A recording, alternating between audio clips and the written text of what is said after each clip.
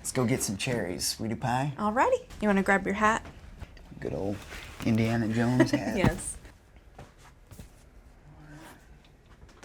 I love this thing. Yes. Alrighty. Right.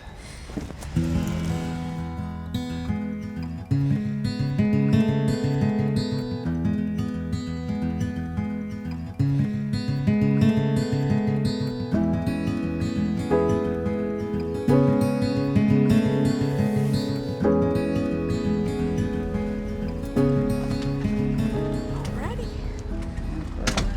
What a pretty day. It is. It's like perfect. We met each other at the Piano School of Technology for the Blind. She was an artist painting a piano fundraiser, and I was going there doing extra classes because the school mainly taught tuning and basic repair. And I happened to be working in the same classroom as she was painting the piano, and I walk in and put my hand on the wet paint, of course, and we both say, "Oh no, sorry," because I thought I destroyed her painting. Yeah, she and I was really awkward because, I don't know, I'd never really been around blind people very much. She asked me out first.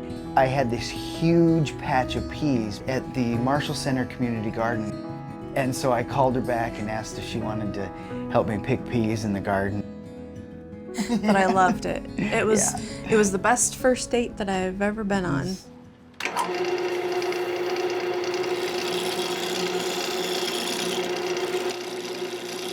I love to be in my wood shop because I get lost in my projects. It's definitely my happy place because when I've got a bowl on the lathe and I'm carving away, there's nothing else but me and that bowl. I see it in my mind and I feel the wood change as I'm carving, and you're not really supposed to have your hand on it while you're carving, but it changes so fast. If I didn't, I would look like a blind guy made it. So.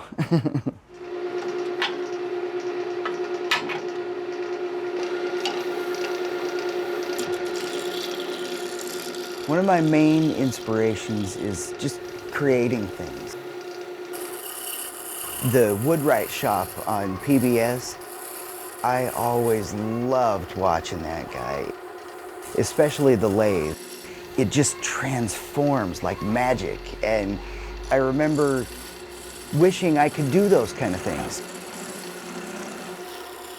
My name is John Furniss. I'm 37 years old, and I live in Washougal, Washington, but I grew up in Colorado, Wyoming, and Utah, basically. At 16 years old, I attempted suicide by shooting myself, and luckily only lost my sight and sense of smell. My mind was left completely intact. I finished out high school, and then when I turned 18, I moved out back to the town I grew up in. And that was a bad idea. I got into meth, and I got into trouble with the law, and ended up on probation, and just downward spiral, really.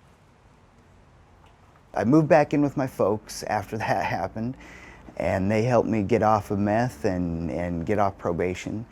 Little ways after that, I started attending fine woodworking classes at a school for the blind in Salt Lake City.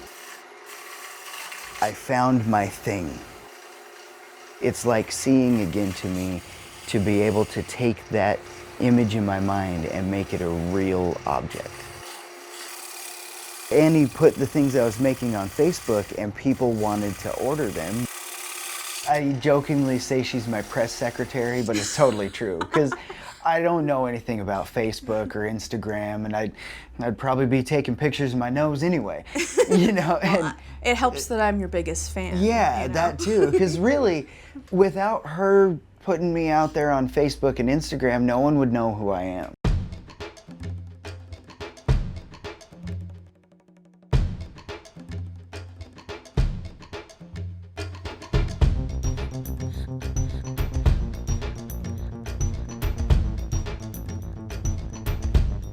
What do we got there, sweetie pie? That one looks like Paduke. Annie helps me separate the colors. And this one is Yellow Heart. Okay. I just picture him in my mind. I've got a a full CAD program in my mind. This one here, is that dark or light? This one, it's like a light medium. Okay. So it almost has So it almost has and I try to come up with as unique of a design as I possibly can.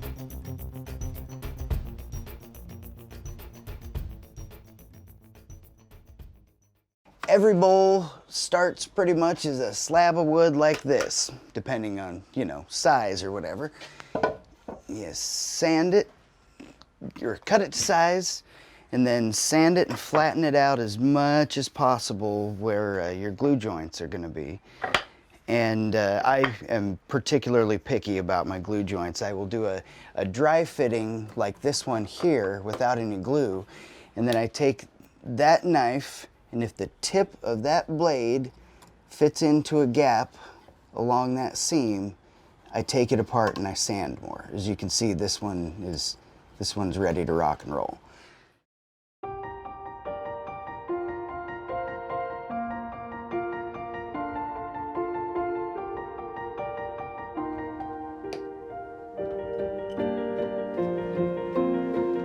Art has been an important tool for me in my life. I have struggled with depression since I was about 16 or so. My mother gifted me my great-grandfather's oil paints. It was just a really great way for me to work through some pretty dark times that I was dealing with.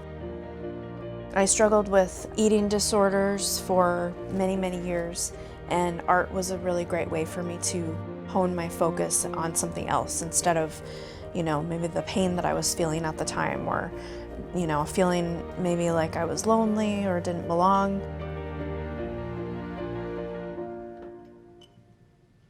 I really believe that for my paintings, at least, when I repurpose them, I love using the collective energy that is underneath the canvas.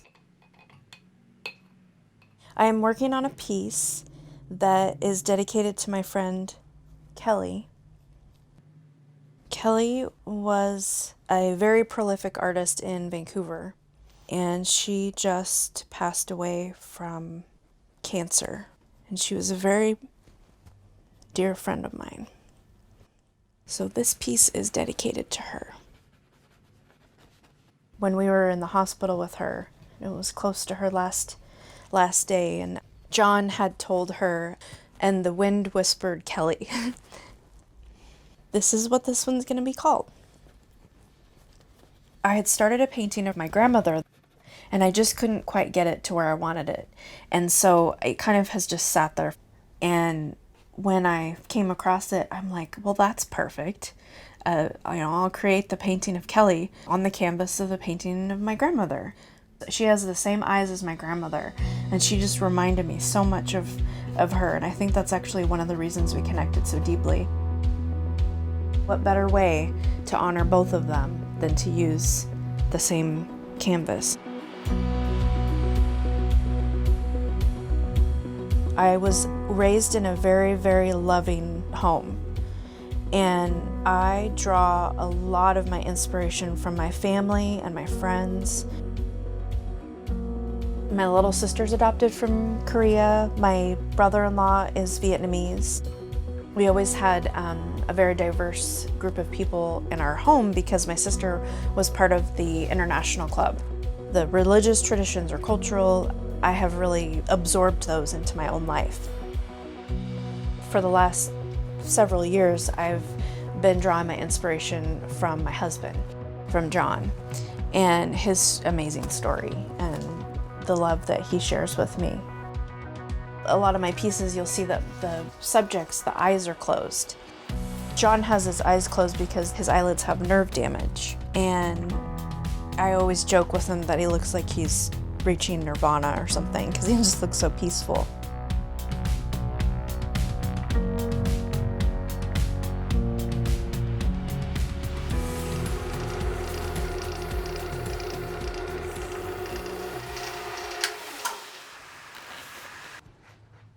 I do have sometimes that I get discouraged when I'm working.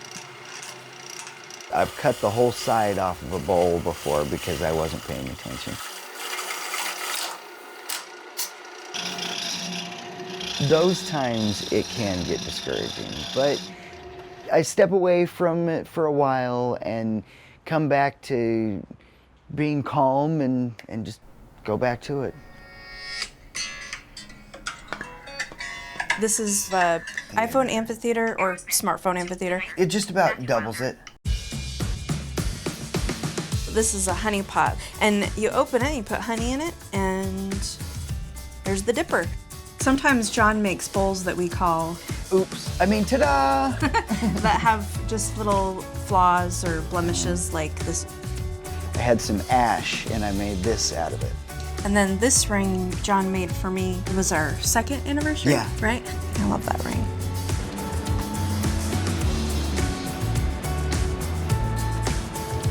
He's my calm in the storm. We jokingly call him the Annie Whisperer because I have pretty bad anxiety, and he helps chill me out.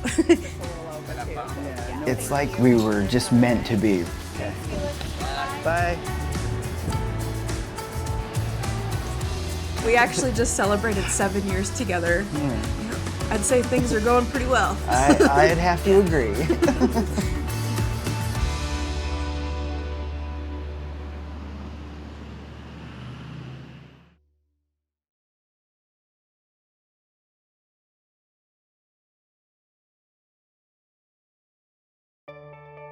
The program you just watched was presented as part of Move to Include, a public media initiative made possible with support from the Corporation for Public Broadcasting, a private corporation funded by the American people.